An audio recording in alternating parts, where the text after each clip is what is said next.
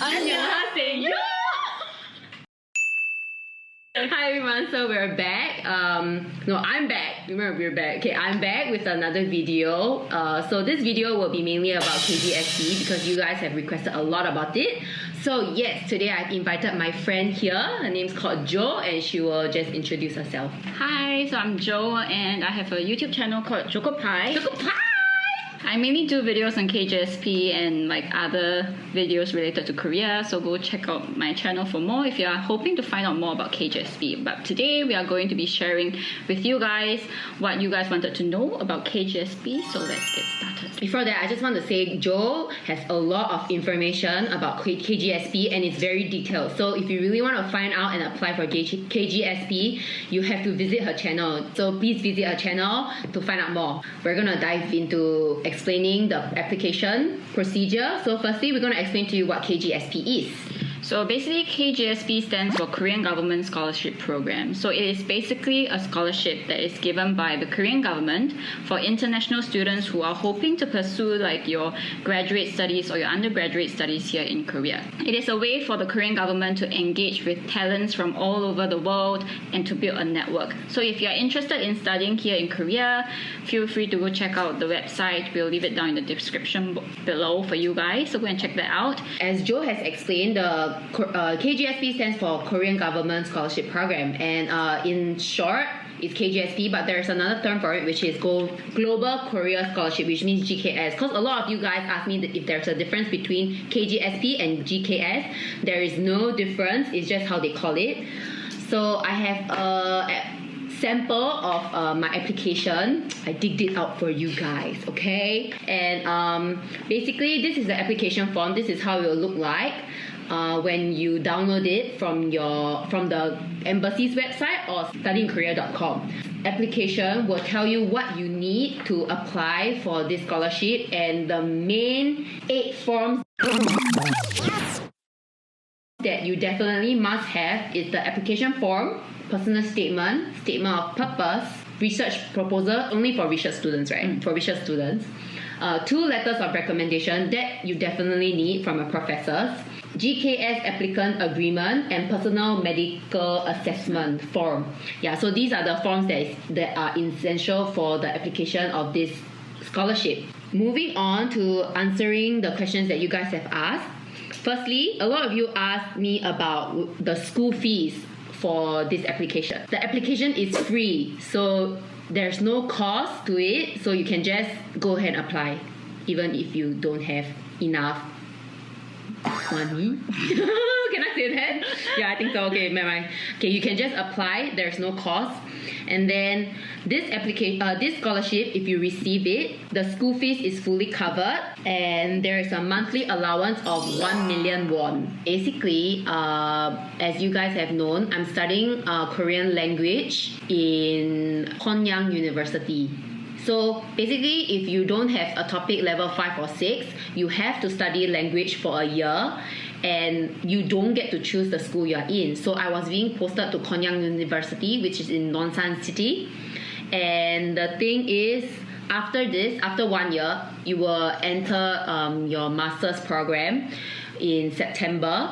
For me, I'll be going to Korea University and I'll be majoring in psychology. And for me, I had topic level 6 before I came to Korea, so I did not have to go through with the 1-year language program. So I just came to Korea and started my master's program straight. So I'm currently studying in Seoul National University, pursuing a degree in Korean studies. So I'm in the batch, KGSP batch 2019, and Jeanette is in 2020. Yes. To add on, the language course is covered. If you don't have a topic level 5 or 6, we'll study for master student a total of 3 years. If you don't have to study language, it's a total of 2 years. So for an example of the guideline, you have to go to the website studyinkorea.com or your embassy's website, which will be released around mid-February to end February for master's application. So you have to keep yourself updated. Okay, so moving on, the next part we will talk about the frequently asked questions. The first thing that you guys ask me is there an age limit for this master's application? The answer is yes, there is. For master's application, you must be below 40 years old to be eligible to apply for it. Okay, so basically how the entire procedure for KGSP works is that if you're going via the embassy track, that means that you're submitting your documents to the Korean embassy in your home country. You will first submit your documents within that specific time period, and then after like maybe 1 or 2 weeks, the Korean embassy will contact you via an email to see if they are selecting you for an interview at the Korean embassy after they have looked through all your documents and particulars and stuff. And then after the interview, they will finally then choose the number of candidates that are like the final ones that they will be sending to Korea for the scholarship. So that time during my year, there were 3 candidates, and then during your year, there were 8. So it depends on like your country. So remember to check your KGSP guidelines if you want to have a full breakdown of how many people they are selecting from your country each year. So due to Corona, I know that I think there might be some changes. Keep an eye on the guidelines, okay? Basically, when the Korean embassy chooses like the final candidates, it's kind of 99% confirmed, I think, unless you have like an issue during the medical checkup that is required, or maybe if like out of the 3 schools, none of the schools chose you, which I have never heard of that. Like I know that one of the school might choose confirm have one. Yeah, I mean they said that confirm they will someone they choose, but I was so scared at that time. So personal experience, I wasn't selected for all the schools, and when it came down to the last school, I was like just praying and praying, ja. I was like, oh my god, so I might not get it. Okay, but I mean thankfully I got it, that's why I'm here. Yeah. But yes, unlike Joe got accepted to all. Okay, so there's 2 kind of example. You get accepted to all or just one. But don't be sad, it's okay. Yeah. As long as you make it here. Yeah. So like you have to have 3 choices. So each 3 choice you can actually put a different major. So back on my channel, people have like asked me whether do you have to put like the same major for all 3 choices, or you can put each in like one choice. So for me, I put all the same. Do you put all the same? Yeah, I put all the same because I thought it must be all the same. So very good. We answer your question. But if you are considering to put different like majors for each choice, you have to take into consideration your personal statement, your statement of purpose, because that is going to affect your topic of research. So you have to bear that in mind for those of you who are considering to put like different majors. But I would highly recommend you to put like majors that are related. Yeah, so that definitely. you can kind of link your personal statement and statement of purpose to your choices lah. Yeah, if not, it will be a bit messy. Like for example, you want to take psychology and Korean studies or engineering. Then your personal statement, because there's a limit, it's going to be very difficult and complicated, and people cannot see like the main point. Yeah, the main point of your personal statement, and makes you look very wishy-washy. So don't do that. Okay, so the next question that you guys ask a lot about is, can you get the scholarship if you don't speak Korean or English? The answer is no. We're very sorry to say that you have to be able to at least speak English, be fluent in English or Korean to be able to apply for the scholarship, because the interview will be either in English or Korean.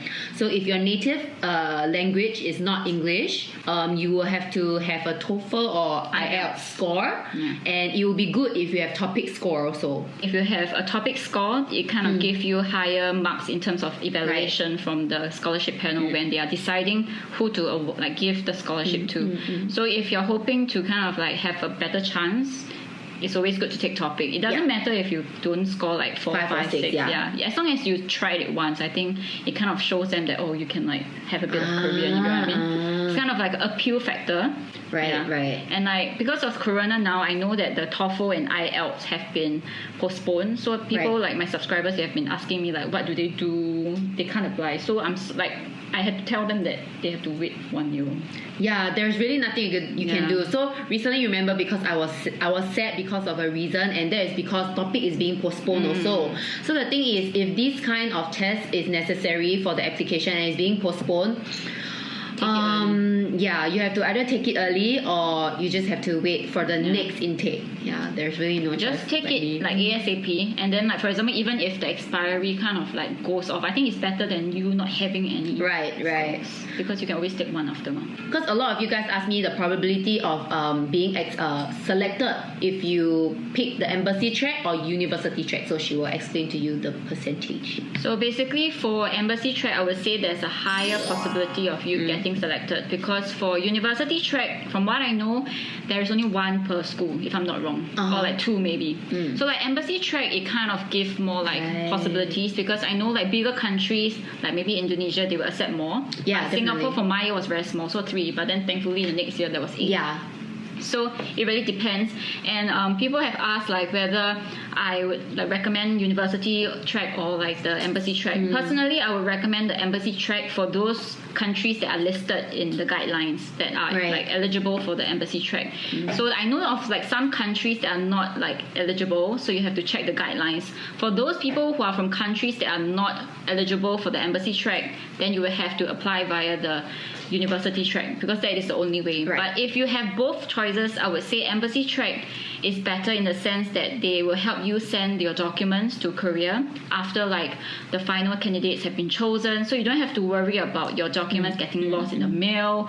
Can you imagine like you losing your mail before you even get there? Yeah, and if you don't reach, if you don't meet the application deadline, it's like bye. Yeah, gone. You're just, So a lot of you guys have also asked, must we work in Korea after the scholarship? The answer is no, you don't have to work in Korea. There is no bond, and actually if you go back to your own country, they will pay for your return ticket as well. Yeah, but if you don't go back, there's no, they don't pay for it. No, I don't think they will give you money. So yes, there is no bond, so you don't have to worry. But I'm sure if you come to study in Korea, you guys want to work in Korea, right?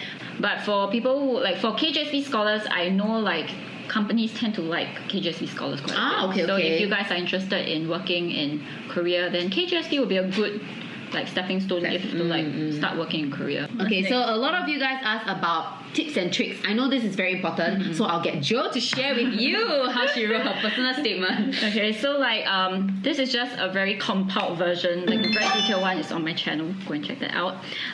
For tips and tricks, I think personal statement, I personally wrote about how I came into like liking Korea at the age of 9, how I fell in love with K-pop. For those of you who are hoping to use K-pop, you can. Okay, yeah, it's not. It might seem like a very superficial reason, but you just have to like make it flow. So that was what I did. So I just linked it to how K-pop brought me into like Korea, and I managed to learn Korean on my own at the age of 9, and then like moving on how it like fire out like passion for Korea. You have to sound really passionate, you know, like sincere, like I like Korea. Yeah, because you cannot see them, you have to write it out. Yeah, like you have to really wow them. Wow them. Like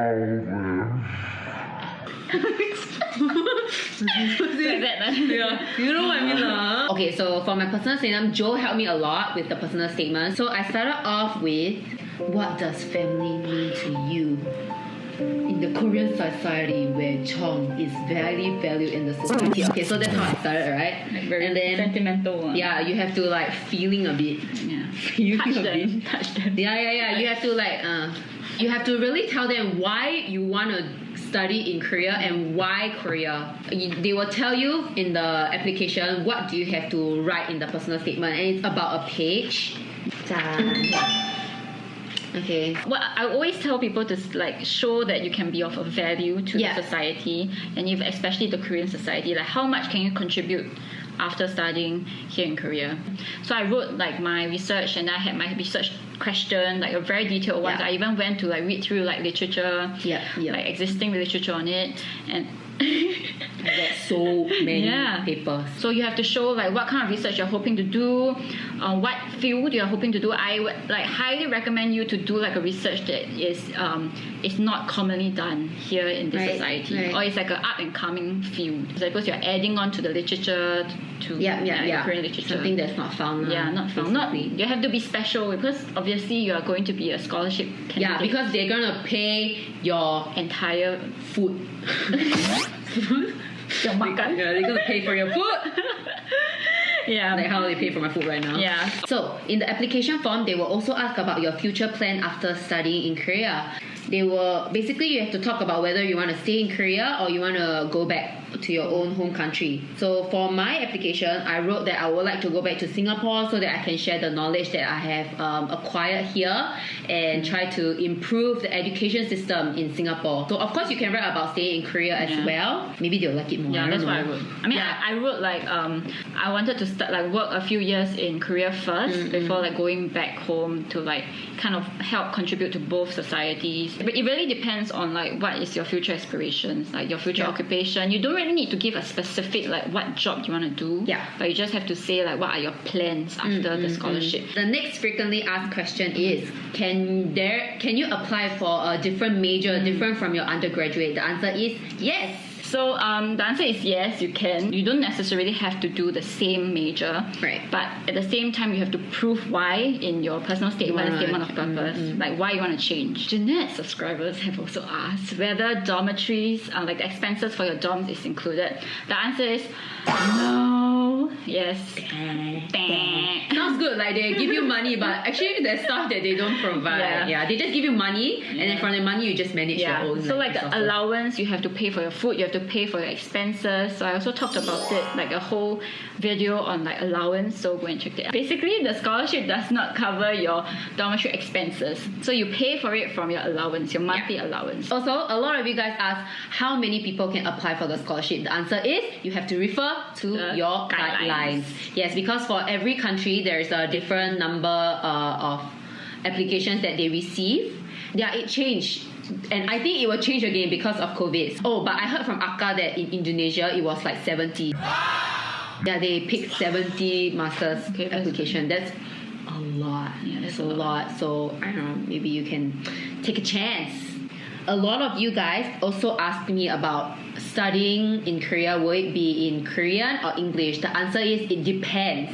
It depends on the major you're taking. It depends on the school you're attending. And it also depends on the professors that you choose. So for me, from what I heard, for Korea University Psychology in my department, the readings will be in English. My thesis can be written in English, but discussions and presentations will be in Korean.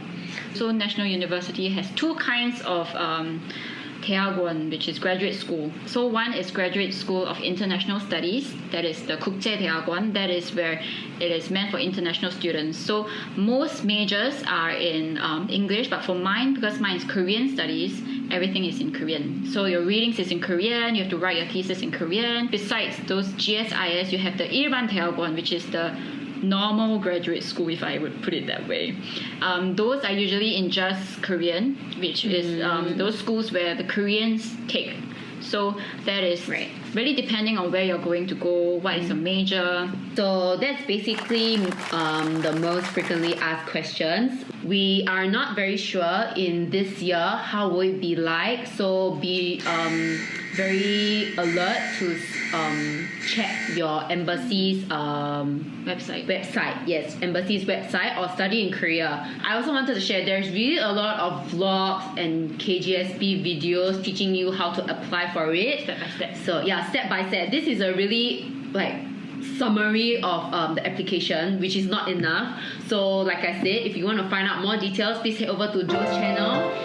But the most important thing is you have to go to your embassy's website and read the guidelines. That is the most important thing. I'm sure that if you want to apply, if you read it properly, you'll definitely do it well. Find out what you need. And if there is any question, it's always good to email the embassy, because your country's Korean embassy would know like the best. Yes. So like I can only like advise, like Jeanette can also only advise in terms of our own experience. What I always tell my friends or anyone else that needs motivation, I feel that basically if you want to do something, just go ahead and do it, like Joe said, and taking the first step always yeah, it's very important. And the thing is, if you want to start something, you don't need experience, you just need courage. So please pluck up your courage and just go and apply. You never know what will happen. Anyway, if there's any other questions that you guys want to ask, you can of course DM me, or definitely check out Joe's channels first. She has so much information about it. We want to thank you for watching to the end. If you did, we wish you all the best for the application. Thank you for watching. We'll see you in the next video. Bye!